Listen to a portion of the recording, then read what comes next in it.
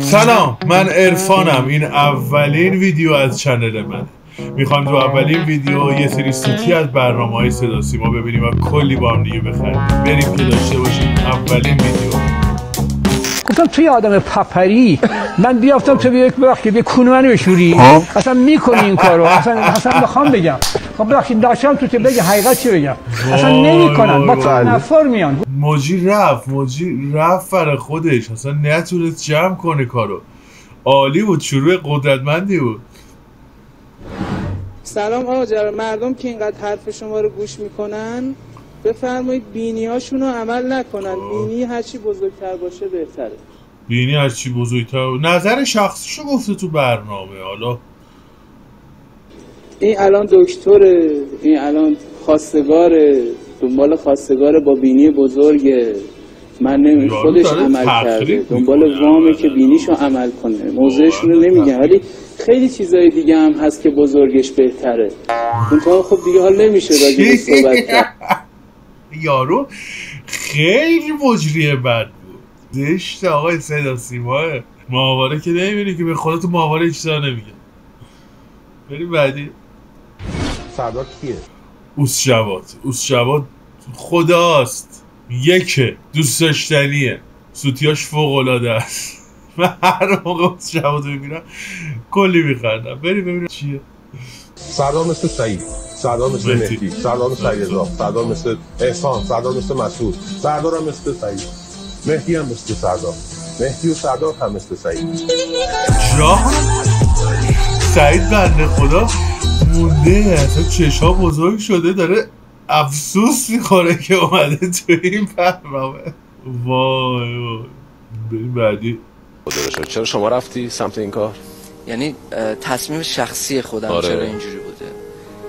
قصد شخصی من این بوده که بزنم دهن محتکرها رو سرویس کنم. واقعا اینجوریه. دهن کیا سرویس کنه؟ محتکرها؟ موجیو فقط یه اینجوری داشت. رعایت کنید، یه ذره صدا سیما رعایت کنید. با همسرتون چیه؟ وا این برنامه در استان و من بچه بودم میداد، شاید که 5 میداد، تا بسونا بیشتر میداد. خیلی سوتی بود. ببین اولش سوتی بود، عالی بود اون موقع.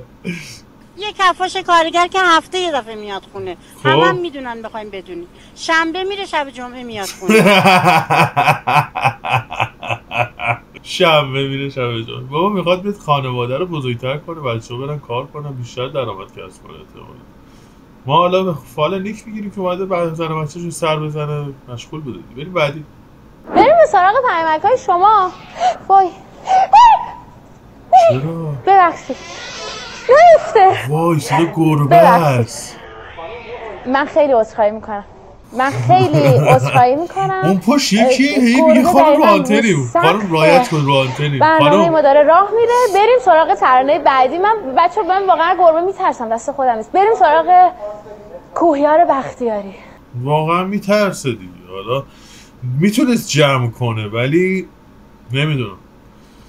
بعد اونجا هم واسادیم، بعد مردم همونجور میزنن تو خانوما میرن، اصلا چیزم رعایت نمیکنن. چیکار میکنن مردم میزنن تو خانوما.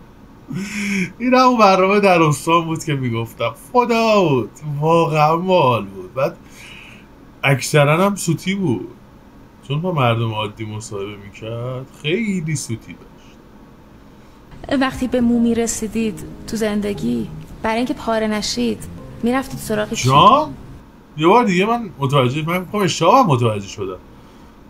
برای اینکه پاره نشید. بابا زشت حرف. برای که پاره نشید میرفتن خونه باباشون. چی بود واقعا خانم موجی شما گفتی؟ بهت میگم که بیشتر بخون، بیشتر بدون. تو همونی هستی که چند سال پیش فکر میکردی خیلی میدونی، الان میدونی که اون موقع هیچ نمیدونستی. پس بیشتر بخون تا بیشتر بدونی، تا بیشتر بدونی که هیچی نمیدونی. نه اینکه فکر کنی و ببالی به خودت که خیلی میدونی. انقدر بخون، انقدر بدون تا بفهمی که هیچی نمیدونی. عالی. استاد فرمودن که بخون، هیچی ندونی، ندونستی هم بخون که بدونی. حالا توی این مایا بود احتمالا. استاد قوی ظاهر شد توی این صحنه بابا.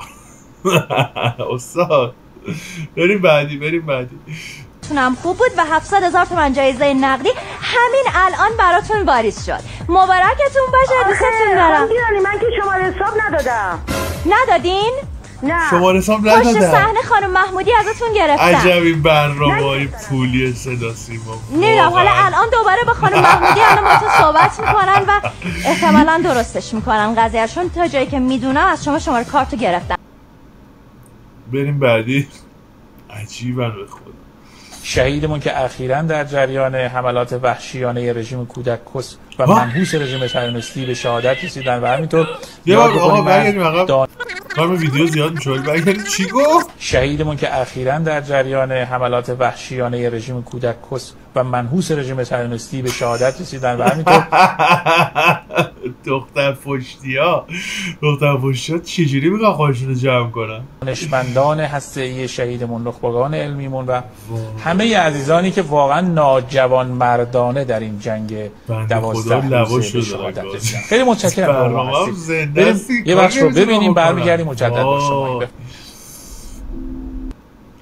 پشت صحنه خداست، همشون دارن میخندن. الان چه کسی کنارتونه که بهتون کمک کنه؟ الان خواهرم، مادرم و پسر 7 ماهم. ای جانم پسر 7 ماهه داری؟ چند سالشه؟ جان خانم مجری پسر 7 ماهه داری چند سالشه؟ 7 ماهشه دیگه. 7 ماهه چند سالشه؟ این فکر کنم اسمش 7 ماه هست. یعنی چی؟ چند سالشه؟ 7 ماهشه دیگه. زیر 12 ماه و 1 سال است. من همیشه میگم اوس شواد یعنی ادیتور میدونسته من اوس شواد دوست دارم. هی اوس شواد گوشته. بریم ببینیم. مادرها نمیمیرن. کی میگه مادر من مرده؟ کی میگه مادر تو؟ کی میگه خدا داد مادر تو زنده است؟ همه مادران در گذشته زنده‌اند. در این شک نکنید. اصلا در این شک نکنید. مادر محمد حسین میثاقی زنده است. من الان سلام میکنم به مادر محمد حسین میثاقی. فقط هم مادرها کار داره. سلام میکنم به مرداد مینوان. مگه بچه‌ها مرداد الان اینجا نیست؟ حالا من میبینم مرداد کنار شما وایساده. به افتخار مرداد دست بزنید. به افتخار علی اصلانیان دست بزنید. خدا داد زوم کنید ببینید. داره خودش میچرخه. عجب عوضی خدا داد. به افتخار ناصر حجازی، منصور پوریدری، سفر خداداد عالی بود. اکت خداداد عالی بود. بریم بعدی وقت نداریم. به شهادت رسید. کوچه اونا همیشه عروسیه. کوچه نیست که. بینندگان ارجمند شبکه خبر کوچه کی عروسیه؟ کجای کوچهشون عروسیه؟ بعد سریع خوش جمع جور کرد و اینا بود که مثلا تو بک استیج بگو بخنده جلو خشم جدی بابا جدی. بریم بعدی. 1. ساماندهی حاشیه نشینی. 2. کاهش ترافیک. 3. ایجاد ارزش افزوده. 4. امداد رسانی در حوادث. ها تو گزینه مد نظر داشته اوتوز میدو توز اومه من ترسیدم bu پیشیلر برداد. خب جتسیم بو جزل پیشی دمش گرم. خیلی خوب جمع کرد بچه ها. این اولین قسمت از چنل من بود. ما رو سابسکرایب کنید، دوستاتون معرفی کنید. امیدوارم کلی با هم دیگه بتره کنیم. حالا با هم دیگه کار داریم. اومدیم که بخندیم و روزمره‌مون هم کنارتون بگذارم. دستتون درد نکنه تا آخر ویدیو با ما بودید. خدا نگهدار.